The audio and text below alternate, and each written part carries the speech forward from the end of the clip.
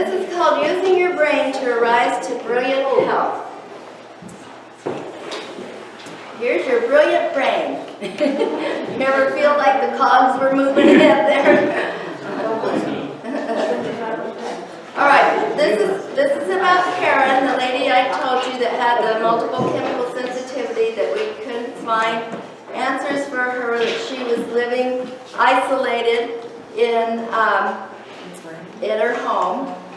And just, if she went out, once in a while she had to go out to go to the doctor or the dentist or something, it would just make her sick for days.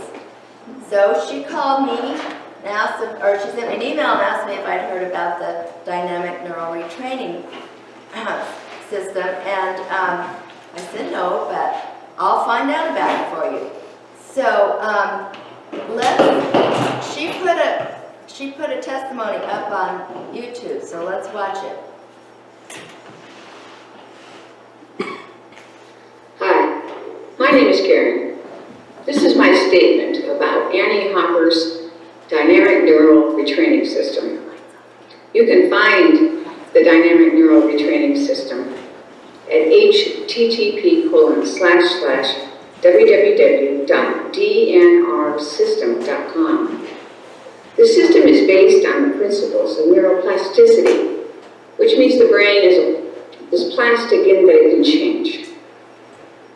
After a long career in computers and technical management, I found myself in a poisonous, on-the-job situation. People died. People were disabled. The company sold the facility and moved out of the state. I became 100% permanently disabled. Well, at least that's what they said. Anyway, I had about a dozen diagnoses, including multiple chemical sensitivity, chronic fatigue, fibromyalgia, and many other things.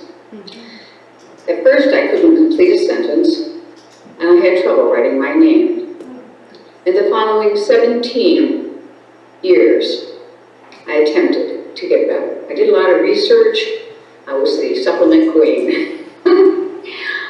Anyway, in order to survive in this world, my husband and I moved to an extremely rural piece of land. It was undeveloped. We had a lot of work ahead of us. We made a safe home and several outbuildings. We stopped socializing with other people. If you're one of those people, please accept my apologies. Anyway, if you have these health challenges, you understand how hard we all work just to survive in one way or another. No travel, no scented products, no gases, no synthetic fabrics, no cleaning products that actually work, no products that advertise that they kill something, like biocides, like herbicides, pesticides, all those things.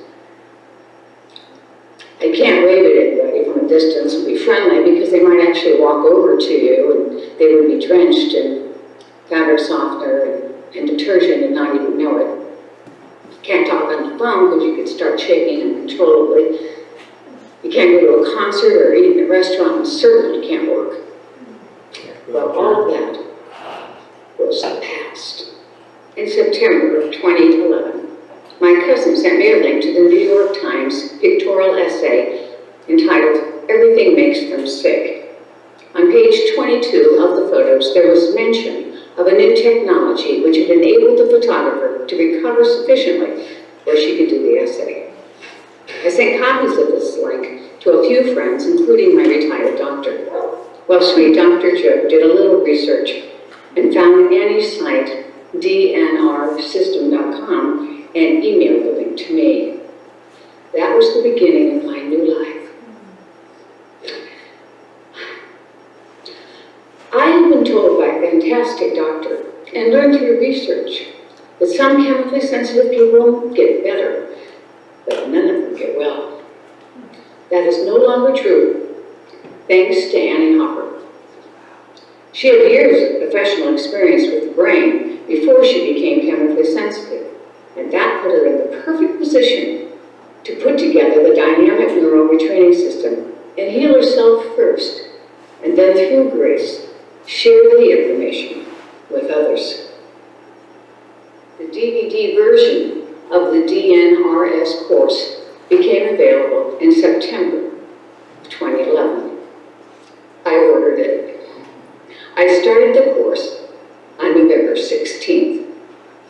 The first thing I noticed was a profound sense of relief, a calm, a peace.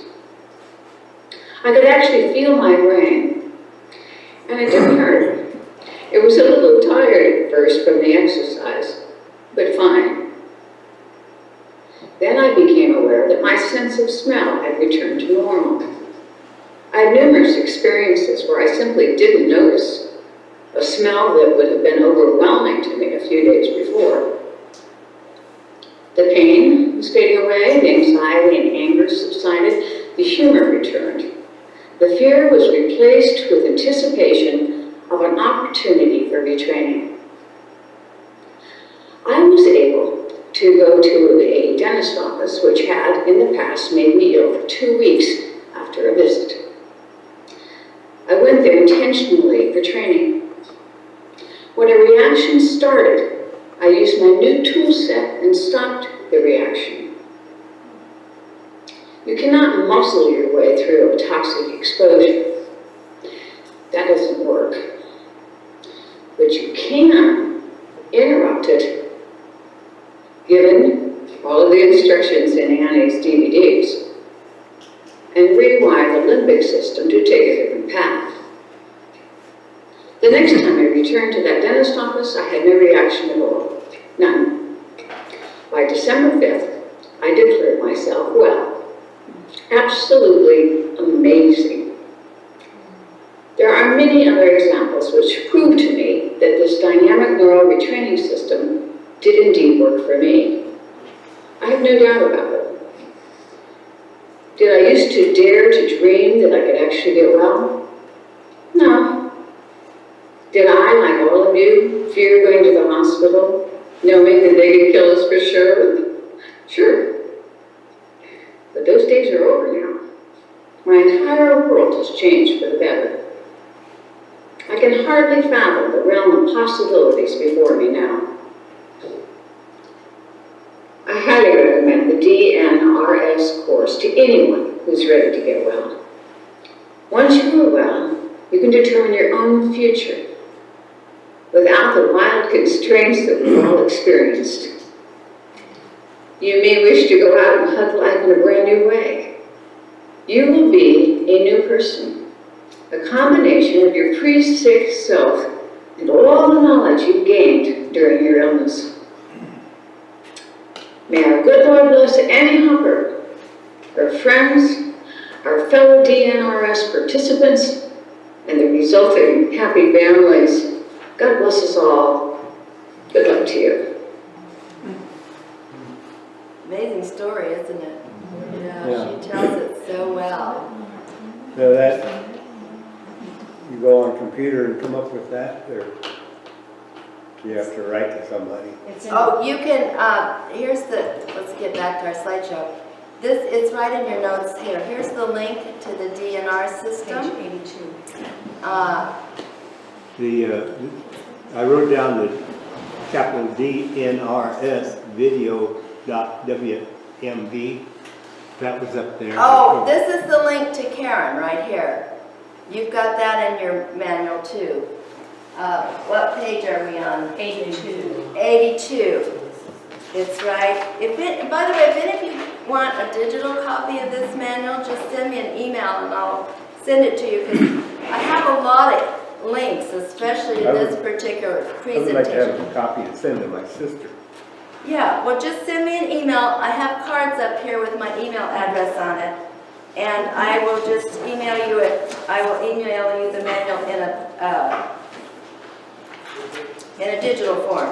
But the links are right there on page 82, right after 19. Use your brain to rise to brilliant health. And it's good to go to this link, the DNR system, because she has. Annie Hopper is the lady that developed this program. She has a lot of information about neuroplasticity on her website, And her story's amazing too. She was a counselor before she became chemically sensitive. And she was aware of what they were doing with people who had strokes to retrain their brains and to renew their brains. And out of all that, when she became chemically sensitive, that's what helped her develop the system that helps people get over multiple chemical sensitivity and fibromyalgia and chronic fatigue syndrome and even food allergies. Food allergies can be from being chemically sensitive. Well, amazingly enough, this was another thing that started me thinking about the brain, because I don't know if it was clear, but the problem in multiple chemical sensitivity is not the immune system like we thought. It becomes involved. But the primary problem is in the brain. It's the limbic system of the brain is overactive, and everything seems like any little thing it interprets as a danger for the person, so then it directs the body to start putting out all these chemicals that cause all the reactions. And so the program she developed reprograms the limbic system to function normally. Now, I do not know what the exercises are because I haven't bought the DVD set. It's around $300, and it'd be well worth the investment. It just seems like other things come up first. But Annie Hopper also she started out by doing these programs with people who are chemically sensitive, which in itself was a major feat because she would have to find a place where they could come that was safe, that didn't have smells that would set them off. And but she managed to do it, and they would go through this training on a weekend, a long weekend, and they would be better before they left. And then they had to continue doing the exercises when they got home too. And it's just, it's just been astounding. Well, in order to take her course though, she required that people read some books before they came so they would understand that the brain can change. And the main book she recommended was The Brain That Changes Itself.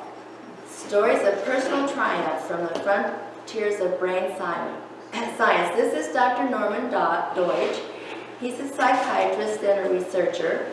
And he looks like a really nice man too, doesn't he? And from his writing, he seems like a very nice man. So this was the book she recommended, and she recommended several others, and I got those and started reading them, and it was like, oh wow, this is amazing stuff.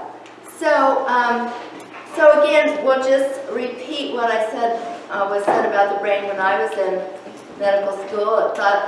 They thought the brain was hardwired, that once it was damaged, there's nothing that could be done about it. And the concept of localization, which means one specific area is just for speech or one specific area is just for vision, started in 1861 with Dr. Paul Baki, a surgeon. He had a patient who had a stroke and couldn't speak. When the patient died, they did an autopsy, and he found the area of the brain damaged, a certain area in the brain that was damaged, and it became known as Broca's area. So everyone felt that Broca's area was the area for speech. Now you remember, they did more autopsies in those days because they didn't have x-rays, they didn't have MRIs, they didn't have CAT scans. So they didn't really know what was going on with people until after they died. Now, Dr. Carl Wernicke found another area of brain damage that correlated with inability to understand language. I mean, the person could hear it, but couldn't interpret it. So that was called Wernicke's area. And here's the brain again. Here's Broca's area, so that would be what we would think of as the area that controls speech. Here's that auditory area again, and here's the visual center. And then up here is where the motor functions are. In other words, what helps you move your muscles, arms, legs, head, whatever, tongue. So the brain was mapped out like that, and it was like looking at a map of the United States. It didn't change, theoretically. It wasn't theoretical then. It was. It was fact, according to that time. Okay, so localization could apply to the senses. There were receptor cells for smell, touch, hearing, sight, taste, and balance. So your body senses the energy form that's near you. Like, so when light comes into your eye, it senses that energy form, and that electrical signal goes to a specific area of the brain that processes that sense. And most scientists believe that these were specialized brain areas that could never do the work of one of the other senses. So light could not be processed in the auditory center, is what they thought. And just, this is funny, this just showing you the motor area of the brain. This is like a slice through the brain, and so the toes and foot and ankle are, this is where they're all processed, those areas. And the hand and thumb are really big because they need so many nerves to be able to be so precise and feel things so well. And then it goes down to the face and lips and tongue and swallowing, etc.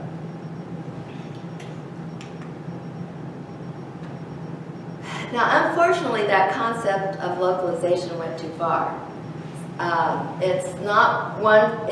The brain was not hardwired. It was not one function, one location. And they all believed that the adult brain nerves did not regenerate, nor could the brain produce new neurons. But we already discussed in that previous presentation that's not true. So, meet Dr. Paul Baki. His story and his revelations. He was a medical student and actually finished medical school, and then got interested in neuroscience and started doing research in neuroscience. And he began doubting the concept of localization in the early 1960s. Now, that was before I even started medical school, and they were still teaching it in the late 60s. And I went to medical school at UC San Francisco. It was like, and that was just around the corner from the Haight-Ashbury. It was the 60s, you guys. So, a lot of people on drugs around the corner from us. But anyway, Dr. Paul, some events in his own life sparked his insights. So I want you to meet Dr. Paul's family. His father was Pedro Baki, the Catalan poet and scholar. So does anybody know what Catalan is? Spanish. Spanish, yeah, right, that's right. I didn't know either. It's a specific group of people in Spain, and there's some in France that even have their own language. So Dr. Pedro was a Catalan poet and scholar, and he taught at a university in New York. Paul's brother was Dr. George Baki. Now, in 1959, Pedro was 65 years old, and he had a huge stroke that paralyzed half of his face and half of his body, the right side of his body, and he could not speak. At that time, Brother George was a medical student in Mexico, so he went and got his father from New York, where he taught in college, and took him to Mexico to take care of him. Now George, at that time, they did 4 weeks of stroke rehabilitation, and they figured whatever progress you made in 4 weeks was all you were going to make. And that was it. That was what rehab was like in those days. But George he didn't like that idea, because his dad hadn't progressed enough in 4 weeks. He still couldn't speak, he still couldn't walk. And fortunately, Pedro was a small man, so George was able to handle him, and the other medical students helped out. And George had no training in rehab medicine, but that actually turned out to be a good thing. because see, he wasn't in that box of this is how you do it. So he designed his own rehab program. He thought if George couldn't walk, then he could crawl. So they got down on the floor, and at first George couldn't move that right side by himself. Pedro couldn't move that right side by himself. So George helped him start moving that right side. And then pretty soon Pedro could lean up against the wall and crawl by himself. And he got so good at it that he started going outside and crawling in the garden. Well, the neighbors were just aghast, because here was this honored professor out in the garden crawling on his hands and knees. They thought it was terrible. Didn't bother Pedro, didn't bother George. They kept up with their program. So George, that sparked his creativity, and he decided that Pedro just had to do the type of learning things that babies learned before they could walk. So they played games on the floor like these kids. George would roll marbles to Pedro, and Pedro had to pick them up and put them in a bucket. He always had to do it with his weak hand, right? Because that's what they were training. He had to pick up coins with his weak hand and put them in a basket. Pedro spent hours and hours and hours practicing, and they turned normal life activities into exercises. Eventually, he got to where he could get up on his knees and move, and finally he could stand up, and then he walked.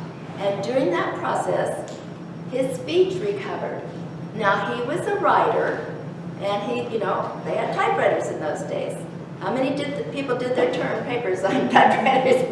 I remember those days. He couldn't move these fingers well on his right hand well enough to type. So he started out by placing his hand and his finger above the key, and then he would hold his arm up with his left hand and then let us go and let his hand strike the key. And just by continuing with those exercises, he learned to type again. So after a year, he was fully recovered, and he returned to full-time teaching again at City College in New York. And he had a wonderful 7 years. Then he went on a hiking trip at 9,000 feet in Bogota, Colombia, and had a heart attack and died. Yeah. Well, he died happy. He was having fun. So Pedro died. Paul, his other son, had his body flown, and Paul was at UC San Francisco.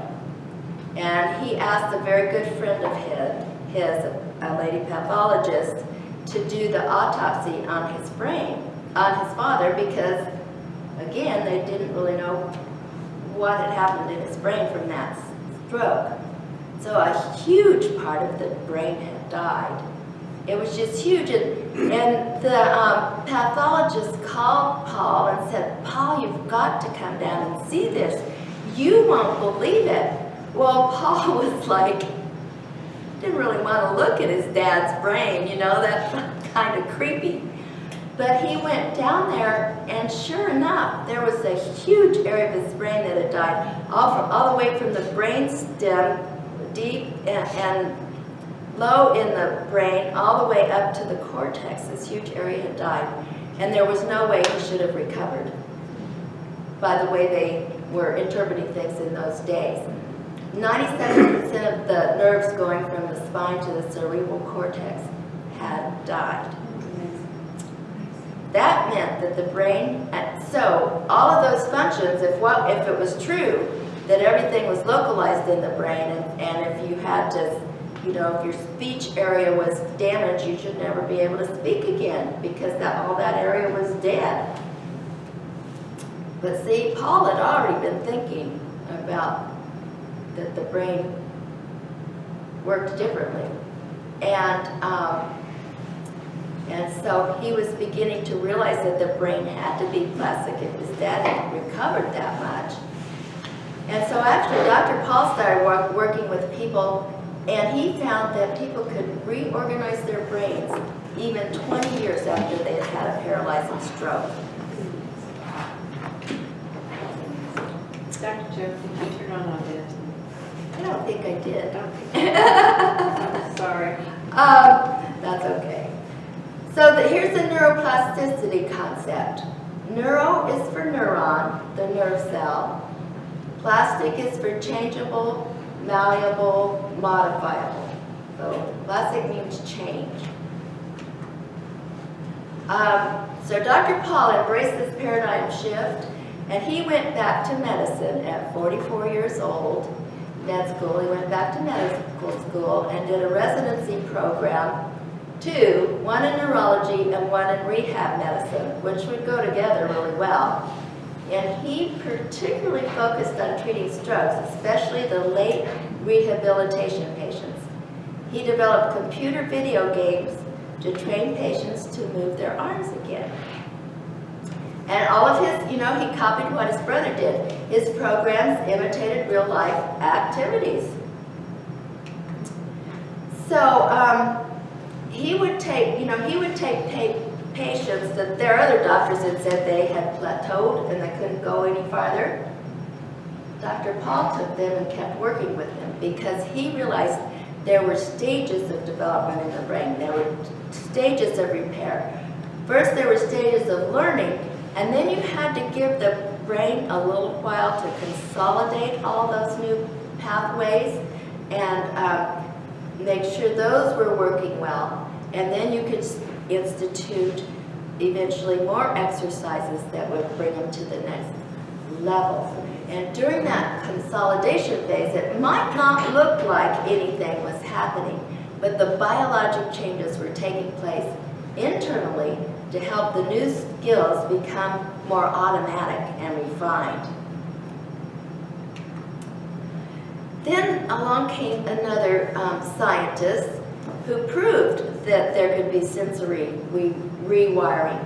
His name was Sir, and he rewired a ferret's optic nerves to the auditory cortex. Here are those little ferrets. I don't know how he did this because they must have such little brains to begin with. It's amazing. So here's what he did. Here's the eye, here's the optic nerve, and normally it goes through this chiasm and then the nerves come back here to the visual cortex. And that's how we see. But in the case of the ferret, he took these nerves and removed them from the visual cortex and wired them into the auditory cortex. Then when the little ferret had healed,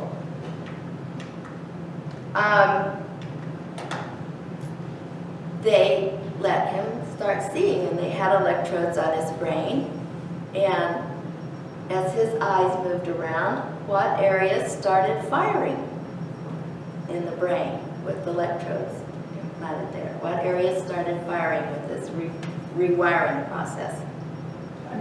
The auditory area, right? Because he had rewired the optic nerves, the eye nerves, to the auditory area. So now, instead of, when the ferret was looking around, instead of this visual cortex lighting up when they captured the electrical activity coming from the brain, it was the auditory area that was lighting up.